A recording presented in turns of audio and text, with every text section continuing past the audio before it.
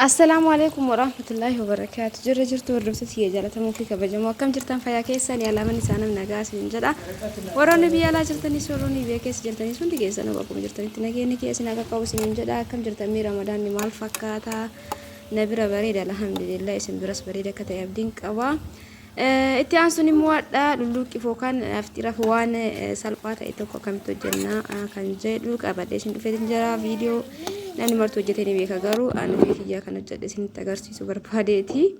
Egaa walumaan gara hojiitti deemnaa as biratti wantoota na barbaachisan hundaa qopheeffadheetin jira. Akkuma argaa jirtan kana abusuudaa, sooqiiddaa, killee yookaan hanqaaquu, sukkaara akkuma argitan kun sukkaaradha. Itti aansee aannanii, itti aansee zayitii xiqqooni fayyadama. Zayitii fayyadamullee dhiisuu dandeettanii hangaruu fayyadama. Hanqaaquullee firee takka godhuu ni danda'ama. Isa malee hojjetuu hin danda'amu jechuudha. Garuu ani waan lama hojjetuu barbaadeeti kan hanqaaquu lama godhe. Eegas booda meeshaa kanatti qopheeffadhee abusuuda keessaa guuramee qulqullaa'eedha kuni itti naqaa.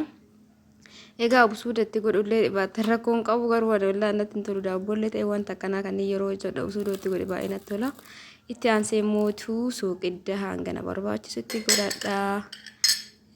Wantoota kanneen hundisaatu akkuma argaa jirtan kana hanqaaquu akkuma dura isiniin jedhe san firee takkas godhuu ni danda'ama garuu firee lama fayyadama jechuudha. Akkuma argitan kana hanqaaquun abashaatii miti faranjiitiin fakkaate baay'ee adiidha jechuun keelloo miti keessaa sun sirriitti. Egaa rakkoon qabu falamaan kan itti godheetiin jira. Itti aansuun immoo irshoo itti fayyadama. Irshoo yeroo fayyadamtan kan ishii sana gisee tokko soo bitattanii yeroo dheeraadhaaf isin fayyada. Tabrii sadii yookaan birshan shanii san guurra gisee tokko kanatti bitatu wayya jechuudha. Egaa kanatti dinadheen booda sukkaarallee osoo hin baay'isin hanganaa ga'u takka itti godhadha. Hin baay'isu.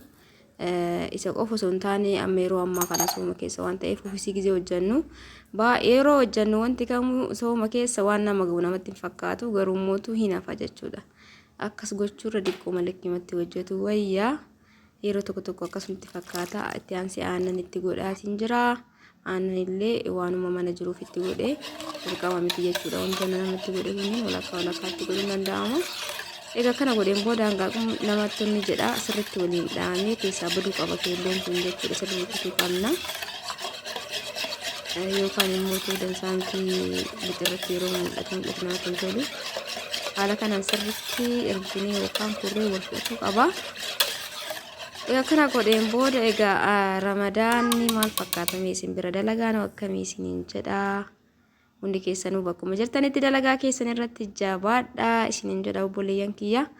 Itti aansee yommuu haaluma argitan kanaan harkaan ni micciqaa. Egaa akka viidiyoon isinitti hin dheeranneef jecha isinumaa yaadee ariifachiisaa jira. Akka hubattanillee abdiin qaba jechuudha. Akkuma argitan kana sirriitti sukkumee kunuu kana fakkaata. Sukkumee geesseen booda deebinee jirra. Kuno akkuma argitan kana egaa kana sukkumeen booda daqiiqaa muraasaaf akkanatti kaa'aa jechuudha. Daqiiqaa muraasaaf daqiiqaa 10-15 san booda gara qopheessuutti deemuudha jechuudha. Yeroo sa'aatiin fudhatu namarraa haala kanaan egaa godheen booda itti qadadeetiin kaayaa. Egaa kana gooneen booda daqiiqaa 10 yookaan 15 guddate 20 jechuudha. Egas booda qopheessuudha. Akkuma argitan kana amma erga inni bukaa'een booda sirreessuutti deemuutti jira. Egaa kanatti maktafaa kana zayitiitti dibuu qaba maaliif lixin irra namaan waan ta'eef zayitiitti dibee san booda akkamitti akka dalagu walumaan kalaallu ta'a. Lixin akkuma argitan kana bukaa'ee jira. Sirriitti akka inni bukaa'ee keessa dabarsuu eeguun qabdan jechuudha. Maaliif erga mummurreen boodallee xiqqoo waan tursiisnuuf yoo qomotate immoo buskuutiin namatti hin tolu jechuudha. Kanaaf osoo inni sirriitti oliin bukookiin jaanonni jedhaa jira. Akkasitti bareedaadha isiniin jedha hordoftoota kiyya. Egaa kana gooneen booda akka qixxaa gooniitiin gara bombulina yookaan immoo doonaatti isinitti dabarra. Egaa akkana isiniin jedha. Haaluma argitan kana qixxaa isaa sirriitti abusuunni keessaa kan mul'atu kun abusuudha wattan jedhee yaada. Haala kanaan qixxaa isaa godhuu qabna. Jalqaba akka doonaatti godha waan ta'eef guutumaan guututti hin haphisu qixxaa isaa xiqqoo isii yabbuu ta'uu qaba. akkuma argitan kana diqqoo yabbuudha. San booda meeshaa mana keessaa qabdan kan barbaadan itti fayyadamuu dandeessanii garuu saani diqqoo sanatti fayyadame waan barbaadanii fayyadamuu mala garaagaraatiin fayyadamtanii qopheeffachuu yookaan immoo dalagachuu dandeettan jechuudha.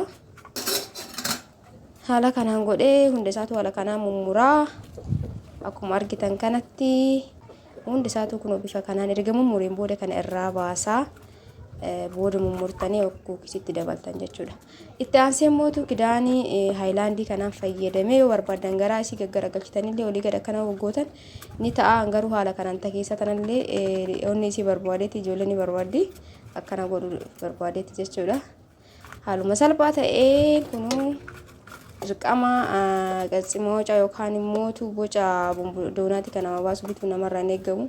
Haaluma kanaan goonee haala salphaa ta'een ufi kennaa godhachuu dandeenya jechuudha. Tanneen illee haaluma argitan kana eegas booda hundi isaatu akkana goonee keerraa feenarcee bakka lamaaf waan lamaaf isiniin jedheeti jira. Kun tanuma lixiin ani wanni godhillee isima bakka lamatti qooda jechuudha.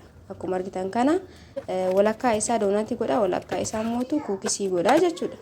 Kuukisiin mul'atu kana bifa kanaan isa kana akka kuukisiitti ni ciraa. Akkuma argaa jirtan diizaayinii barbaadanii ciruu dandeettanii garuu akka argitan kanatti haala kanaan natti tola waan ta'eef haala kanaan cira. Hundi isaatu egaa kanatti waliin ga'een booda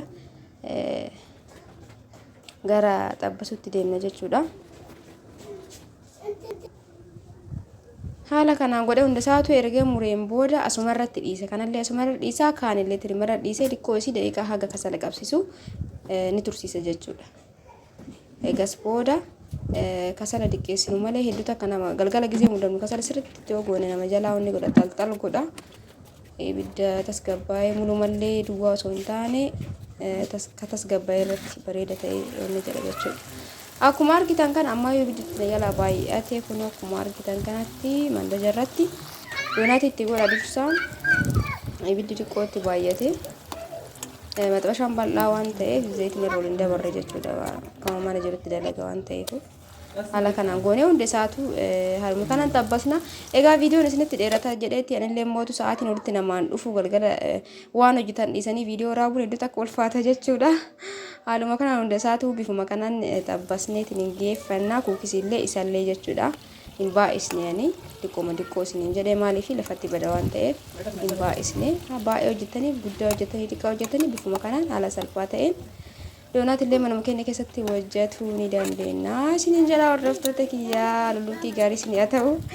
Akkamii mee lulluutiin akkamii isin bira yaada fi keessanillee barreessaa laayikillee gochuu hin dagatina. Isiniin jedha marti keessanuyyuu waan gaafatuu barbaadda yoo jiraate barreessaa gaafadhaa isiniin jedha.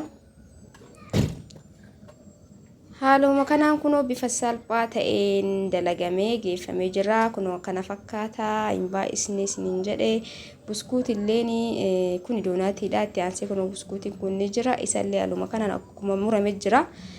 Amma isallee xabbasutti deemna isiniin jedha hordoftoota kiyyaa. Akkuma argitan kana warroonni mootuu lakkoofsa bilbilaa na gaafataa turtan kunoo viidiyoo kana keessatti isiniif barreessaa lakkoofsa bilbilaa kiyya asirraa argachuu dandeessanii. Warroonni gaafii garaagaraa qabaatanis gaafachuu dandeettan isiniin jedha. Akkuma argitan kana kunoo kunis bifa kanaan gahaa jira. Harka tokkoon qabadhee as biratti wilwil jedhuu ni mala asii dhiifama isiniin jedha. Harka tokkoon qabadhee harka tokkoon hojjeta harka tokkoon wara hawaa jira.